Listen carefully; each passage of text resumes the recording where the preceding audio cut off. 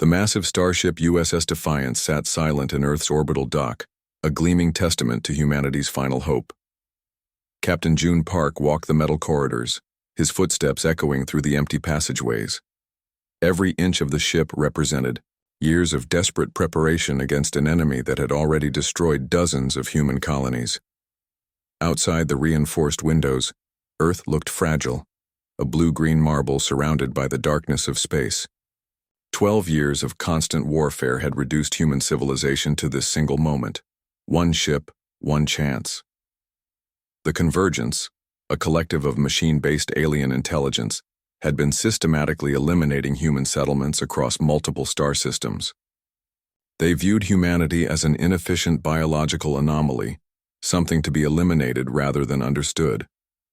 Their computational networks could predict and counter almost every human strategy with terrifying precision. But this ship was different. Dr.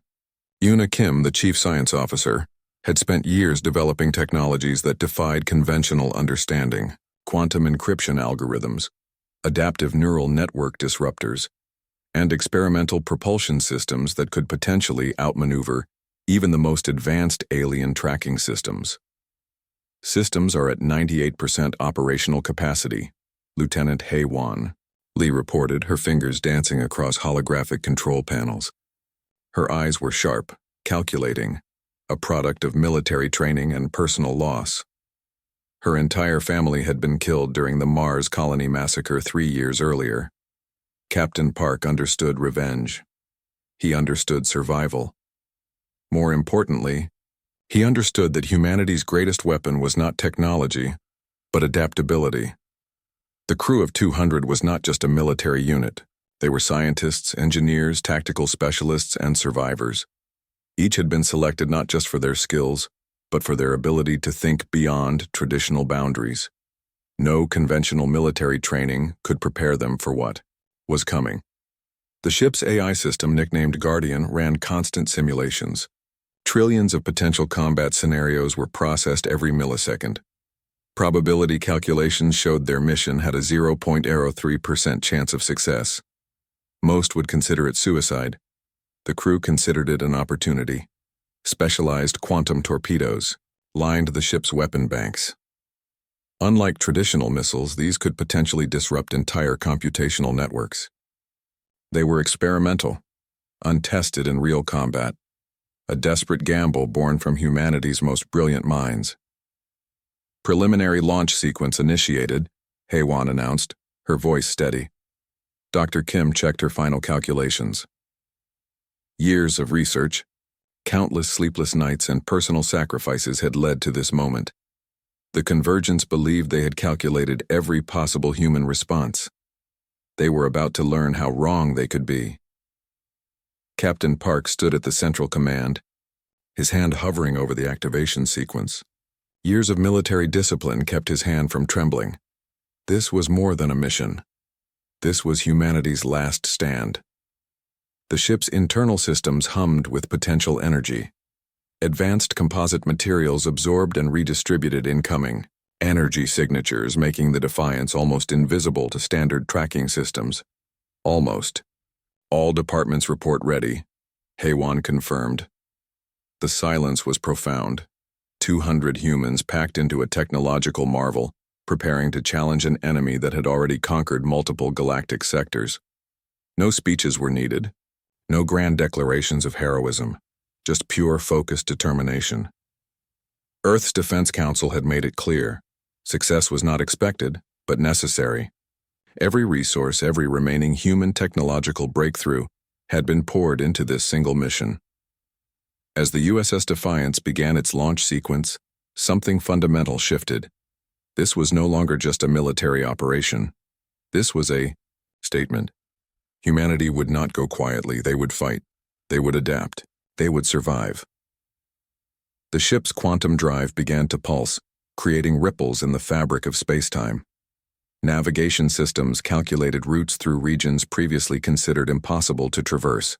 Traditional laws of physics seemed to bend around the vessel. Captain June Park took a deep breath. One ship, 200 souls.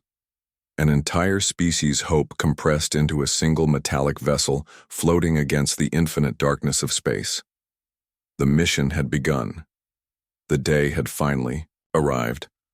John stood at the airport gate, his heart pounding in his chest. He was about to see Anna for the first time in 10 years.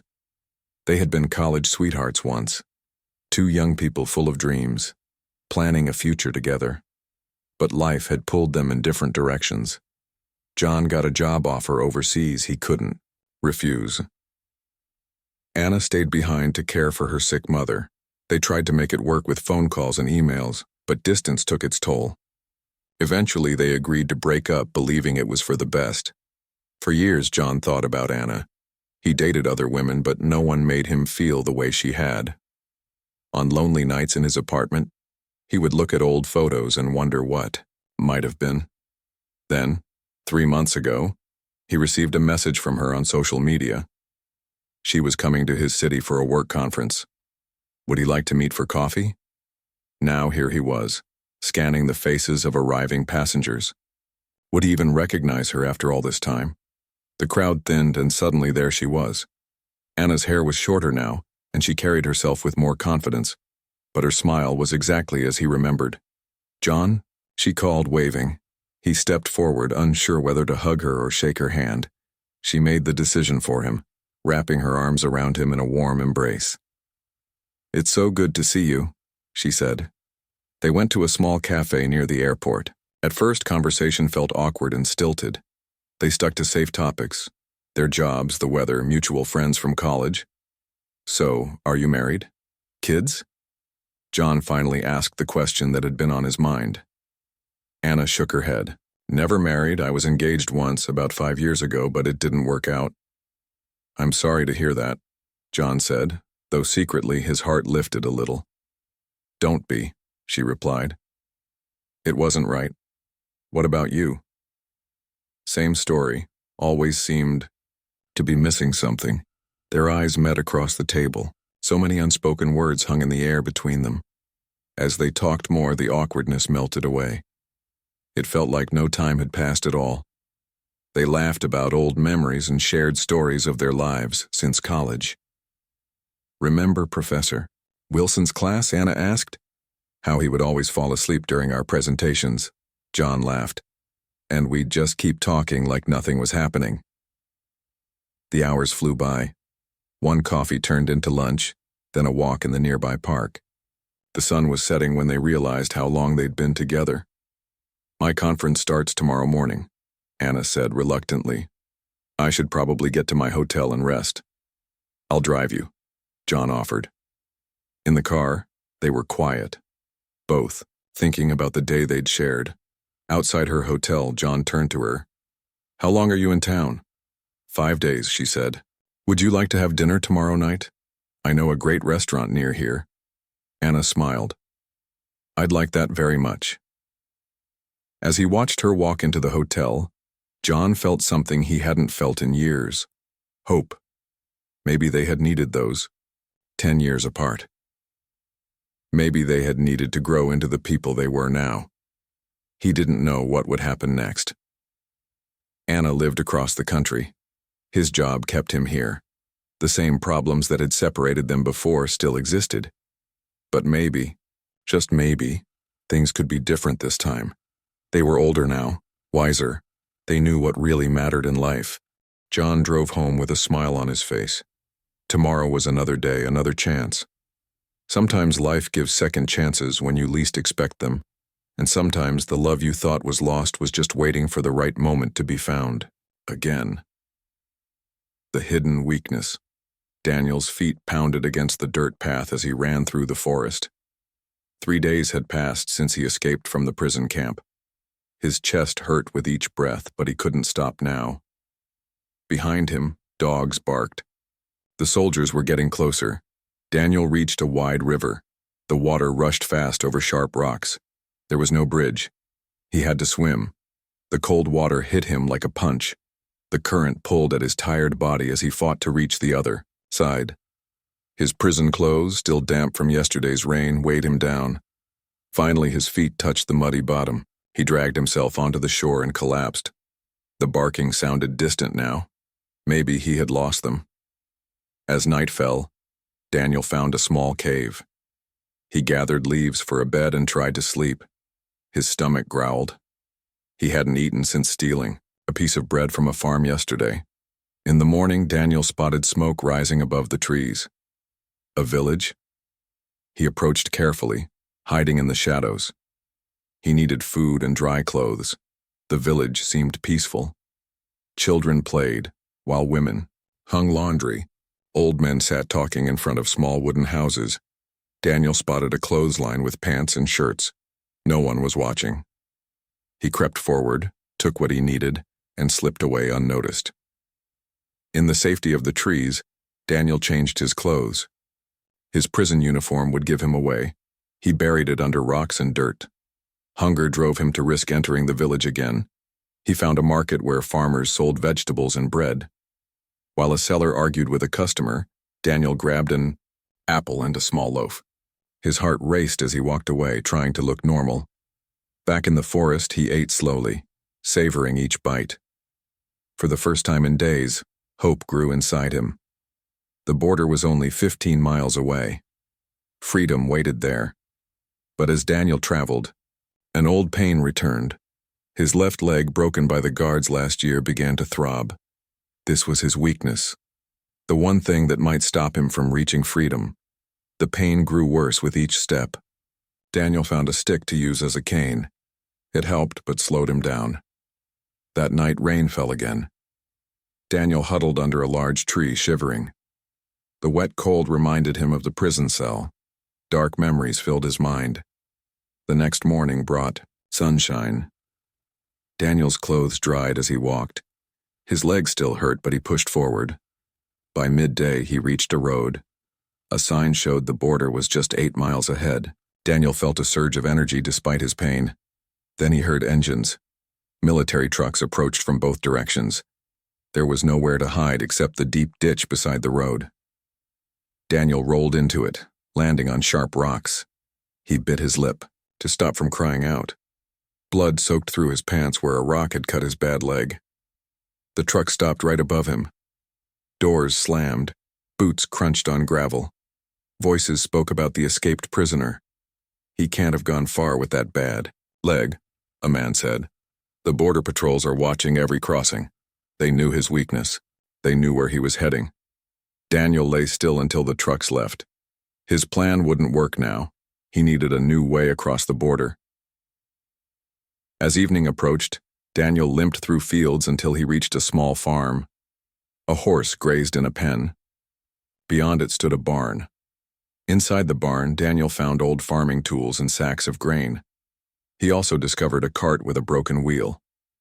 Working through the night, Daniel fixed the wheel using skills he'd learned before prison. His plan formed as he worked. At dawn, he led the horse from its pen and hitched it to the cart. He covered himself with empty sacks in the back.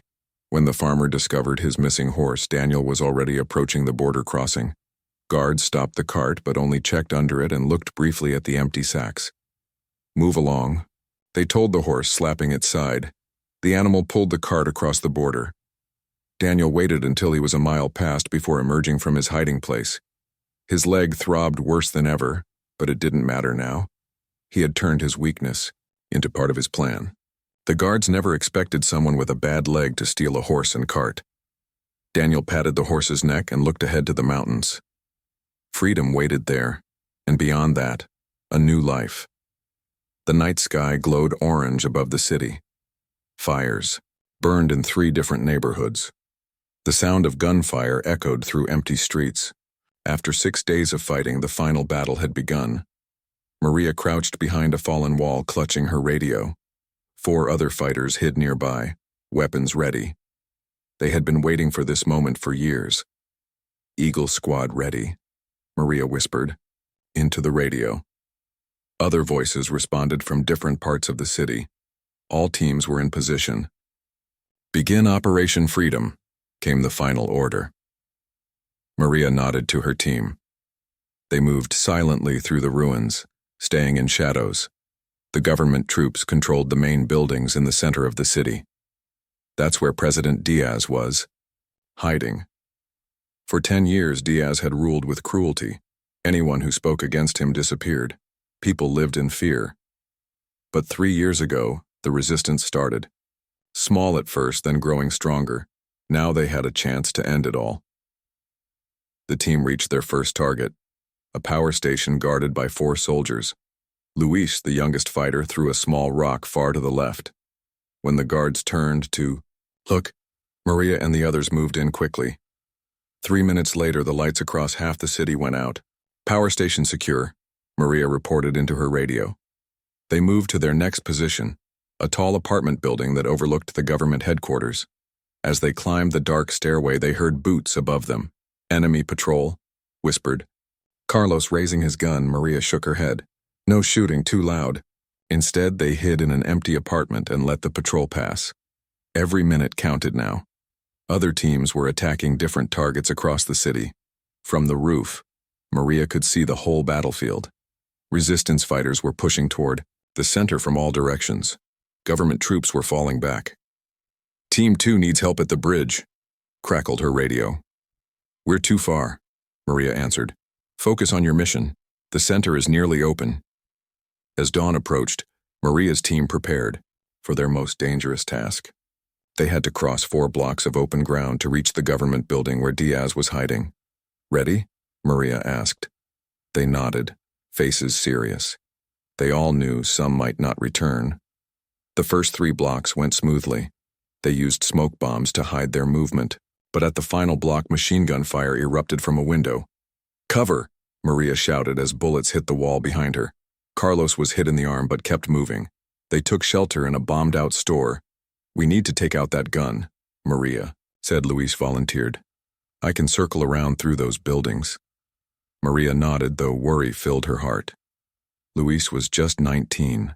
20 tense minutes passed. Then the machine gun fell silent. Luis's voice came over the radio. Path clear. They rushed the final distance to the government building. Other resistance teams were already there, fighting their way inside. The sound of battle echoed through marble halls. Maria's team joined the push toward the center offices. Government soldiers fought hard, but they were surrounded and running out of ammunition. Room by room, the resistance fighters moved forward. In a grand office with golden curtains, they found General Vega, Diaz's second-in-command, burning papers. Where is Diaz? Maria demanded, her gun pointed at his chest. The general laughed bitterly. You're too late. He left by helicopter an hour ago. Maria's heart sank. Had they failed after all these years? Then her radio crackled to life. Mountain team to all units. We have captured the presidential helicopter. Diaz is in custody.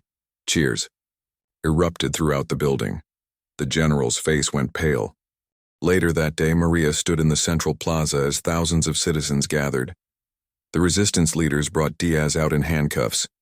The man who had caused so much suffering looked small and afraid now. People will decide your fate, the resistance leader announced. We will have fair trials and rebuild our nation with justice. Maria watched as the sun set on their first day of freedom. The city still burned in places. There was much to rebuild. But for the first time in 10 years, people walked the streets without fear. A small girl approached Maria and handed her a flower. My mother says you're a hero. Maria knelt down and placed her hand on the child's shoulder. No, the real heroes are the ordinary people who kept hope alive all these years. Now we all have work to do.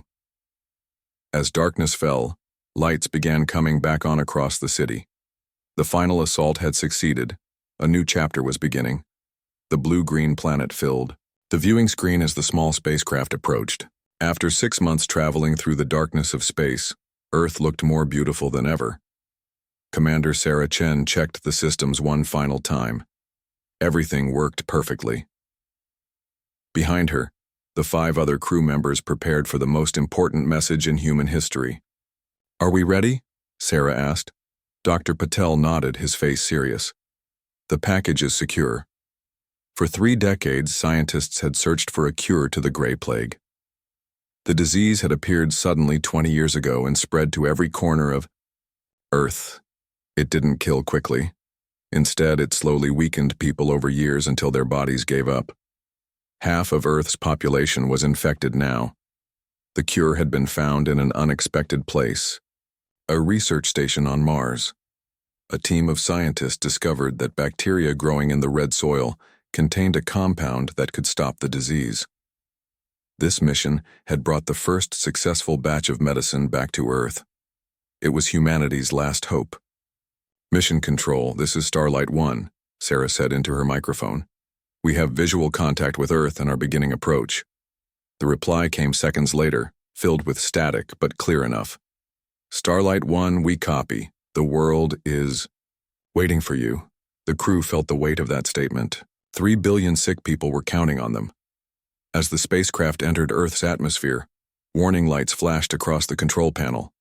Temperature readings climbed rapidly. "Shield 4 is failing," reported Lee, the engineer. His fingers moved quickly over his controls. Sarah stayed calm. "Backup systems?" "Online, but stressed. We're coming in too fast." The spacecraft shuddered. Outside, flames surrounded them as friction heated the air to thousands of degrees. "Adjust our angle," Sarah ordered. "Use the emergency thrusters."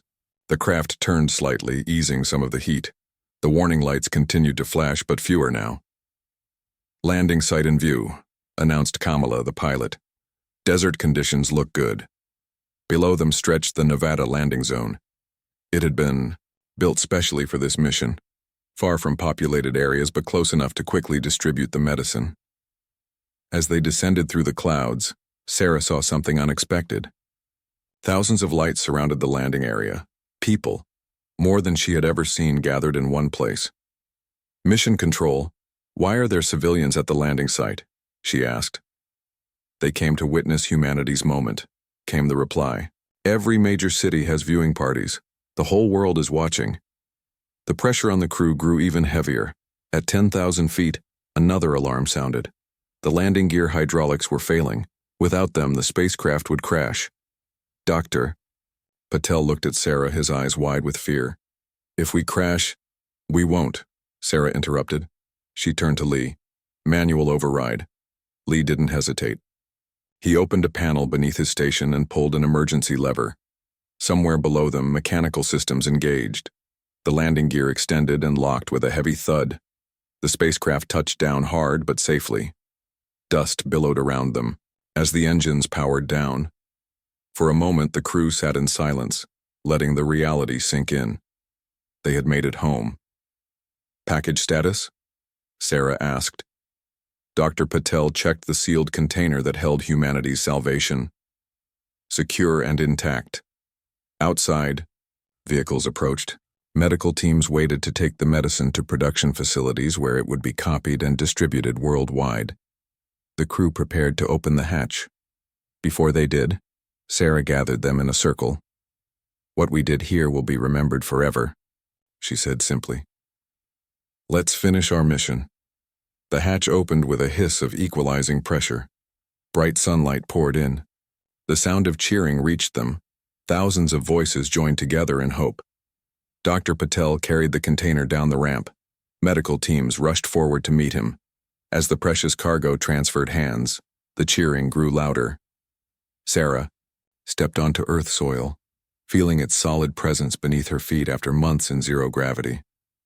A small girl broke through the security line and ran to her. "My mom is sick," the girl said, her eyes serious. "Did you bring the medicine that will make her better?" Sarah knelt down to meet the child's gaze. "Yes," she answered. "The doctors will make enough for everyone who needs it." The girl hugged her tightly, then was gently led away by security personnel.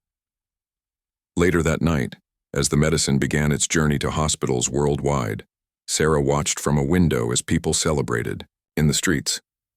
Candlelight processions moved through cities. Strangers embraced each other with tears of joy. For the first time in 20 years, Earth had more than just survival. It had hope. This was humanity's moment. Not just the cure, but what people had done to achieve it. Working together across borders, sacrificing for strangers. refusing to surrender to despair. Sarah smiled as she watched the celebrations. The stars seemed brighter tonight.